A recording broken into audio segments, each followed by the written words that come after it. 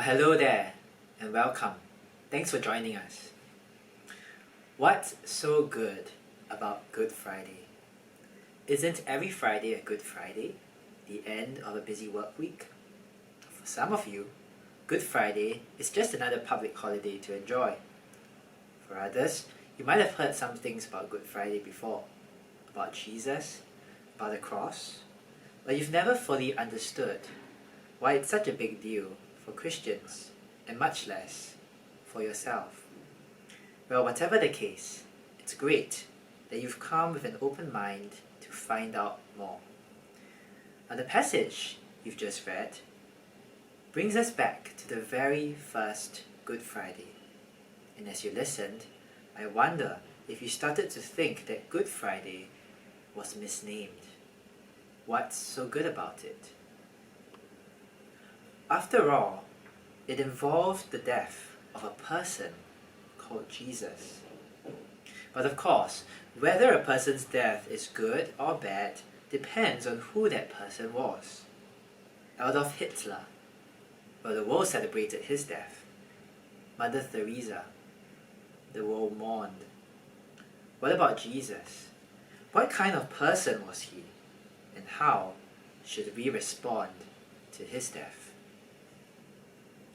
Well, Luke records for us the final days of Jesus. The events take place in Jerusalem, capital of the Jews, during the time of the Roman Empire. The Jews had their own religious leaders, the chief priest, and rulers, but they were subject to Roman governors like Pilate. Now, like Luke, the majority of historical accounts about Jesus, including those outside of the Bible, tell us that Jesus did not die in a seaside retirement home, blissfully surrounded by loyal followers and loved ones.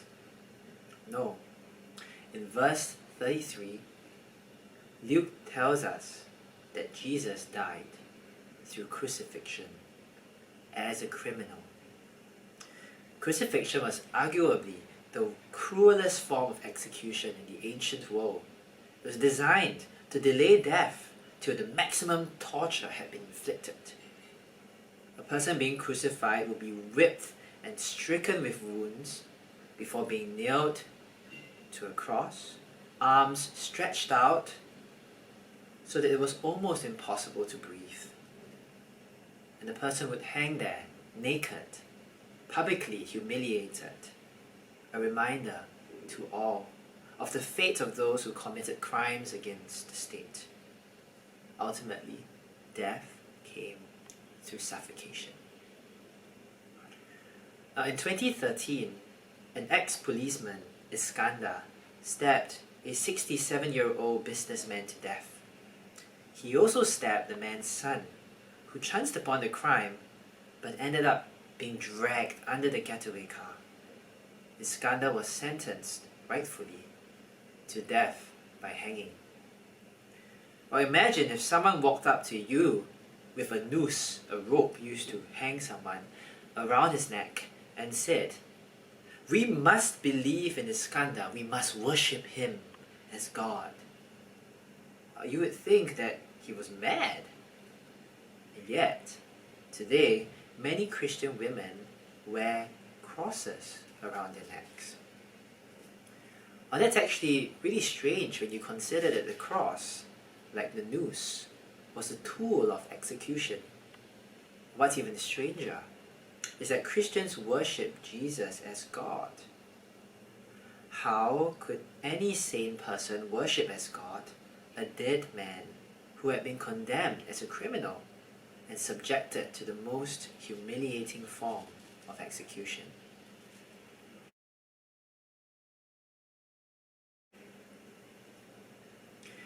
Well, maybe Jesus wasn't a criminal. Look at verse 13. Pilate, the Roman governor, calls together the chief priests and rulers to pronounce his verdict on Jesus. Now, the chief priests and rulers had brought Jesus to Pilate, and they accused Jesus of misleading and stirring up the Jews against Rome. But Pilate's verdict is emphatic. In verse 14, Pilate says, I did not find this man Jesus guilty. And again he says in verse 15, look, nothing deserving death has been done by him. See, with every fiber in his being, Pilate believes that Jesus is innocent, and he tries to release Jesus. But the crowd wants Pilate to release Barabbas instead, and they demand for Jesus to be crucified. And when Pilate speaks for the third time in verse 22, you can hear the exasperation in his voice. Why? What evil has Jesus done? I have found in him no guilt deserving death. But eventually, Pilate caves into the crowd, and injustice prevails. Barabbas, the real criminal, who was put in prison for murder and insurrection, which is basically rebelling against the state, was released, and Jesus, who was innocent, was condemned. Or maybe you're wondering, how can we be sure that Jesus was innocent? Well, one way is to examine his life for yourself. Why not start by reading the rest of Luke's account? See, according to Luke, Jesus did nothing to deserve death. In fact, quite the opposite. He did much that deserves recognition. He taught values like, do to others what you would have them do to you. He defended the vulnerable, healed the sick, and embraced the outcast. So, what do you think? Was Jesus a guilty criminal whose death should be celebrated as an act of justice? Or was he an innocent, good man whose death was undeserved? Or Christians believe the second. But even if Jesus was a good man, it still doesn't explain why Christians worship him as God. I mean, there are many good people who die every day, and they are not worshipped as God. So, what's going on here? You see, according to Luke, Jesus wasn't just a good man. He also claimed to be a rescuer. A rescuer. And that was what ultimately cost him his life. See, Jesus claimed to be the Christ, which is not a surname, but rather a title, a bit like the president, except the Christ means a chosen one. See, the Jews had waited many years for the Christ, and Jesus claimed to be the one. Now, have you ever looked forward to something just to be disappointed in the end? You think, oh, this job is finally the one, or this person is finally the one, but it doesn't turn out the way you hoped for. And that was how the Jews felt about Jesus. Look at verse 35. The people stood by, watching in disappointment as this supposed Christ was being killed. The rulers went even further. They scoffed at Jesus and said, "He saved others, let him save himself, if he is the Christ of God, his chosen one." And again in verse 39, "Are you not the Christ? Or save yourself and us." In other words, if you really are the Christ, the rescuer, then rescue yourself first. Prove yourself. Of course, Jesus did not rescue himself. He died. Well, does that prove that he wasn't the Christ? Maybe the problem wasn't with Jesus, but with what the Jews expected. You see, the Jews were expecting a powerful king, someone to deliver them from the Romans. But Jesus was not that kind of rescuer.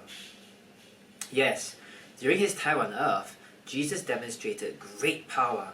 He had the power to heal diseases with a touch. He had the power to still a storm with a word. but he did not use this power against the Roman enemy. Jesus was concerned about a deeper and a darker enemy, one that lurks inside every one of us. The Bible calls this enemy sin. And sin is not just a Christian concept. It's something all of us confront every day. Each time we speak behind someone's back, or we get irritated with someone for getting in our way or not meeting our expectations, we sin. Each time we fail to love people that we ought to love, when we pay more attention to our phones than people at the mealtime, when we listen half-heartedly, we sin.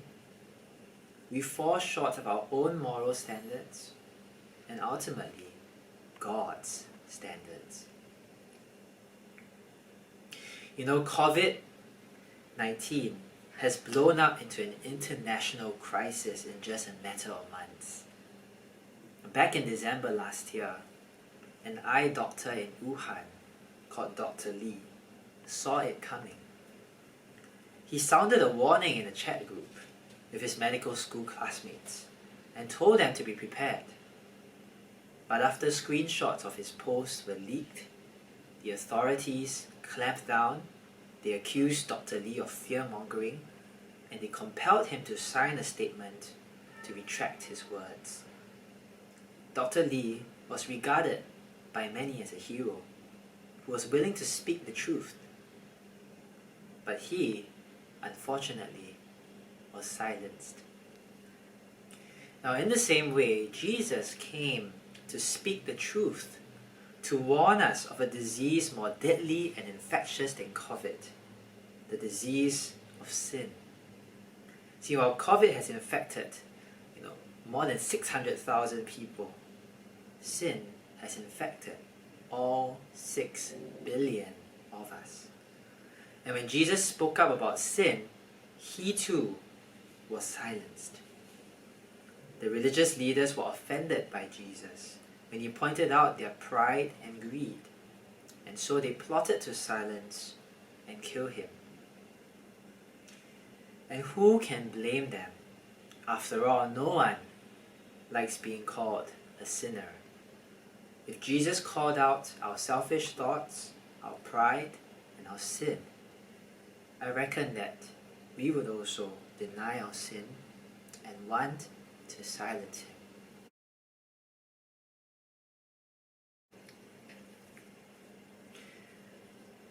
And so, on Good Friday, Jesus, an innocent man, was killed. Jesus, a rescuer, was silenced. What's so good about that? Well, as you listened and read the passage, you might have noticed a glimmer of goodness in the midst of tragedy. It comes right at the end, in the conversation between Jesus and one of the criminals next to him. Let's read it again in verse 42. And he, the criminal, said to Jesus, "Remember me when you come into your kingdom." And Jesus said, "Truly, I say to you, today you will be with me in paradise." See, Good Friday is good because on it the gates of paradise were opened to us. See, all of us are looking for paradise. You might not think so, but why else would we spend thousands of dollars on holidays to beautiful destinations, or spend our lives trying to make this world a better place? We all hope for paradise. Yet because of our sin, we also stand in the way of paradise. Every good experience in this world, every taste of paradise, is ruined by our sin. Our work is stained by selfish ambition. Our marriages wrecked by pride. Our relationships torn apart by strife. The Times magazine once sent out a call for articles to answer the question, what's wrong with the world today? I wonder how you'd answer that. COVID? Poverty? corruption? Well, one writer, G.K. Chesterton, submitted a simple response, just 4 words. Dear Sir, I am. I am what's wrong with this world, because I am a sinner. See, that's what the criminal acknowledged in verse 40. He hears the other criminal mocking Jesus, and he says to him, do you not fear God, since you are under the same sentence of condemnation? And we indeed justly, for we are receiving the due reward of our deeds. But this man, Jesus, has done nothing wrong. See, this criminal acknowledged that he was a sinner, that he had a problem. He did not deserve paradise, but rather punishment. But he also recognized that there was someone who could rescue him from punishment and bring him into paradise. Jesus. And so he asked Jesus to remember him, and amazingly, Jesus says yes. See, Jesus makes it possible for sinners to enter paradise. And that's because Jesus took the punishment for sin when he died on the cross. He paid the price for us. You know, I've damaged my dad's car many times when I borrowed it. Once I reversed it into another vehicle in parallel parking, and another time I turned too early and scratched the side, and still another I reversed into a lamppost. And each time I offered to pay, but my dad would always, out of love, pay the price for me, though he had no part to play in the damage. And in the same way, Jesus paid the price for our sin by dying on the cross, though he had no sin in himself. He did so in love, so that those who trust in him will not face punishment, but enter paradise. And remember what the religious leaders said when they mocked Jesus?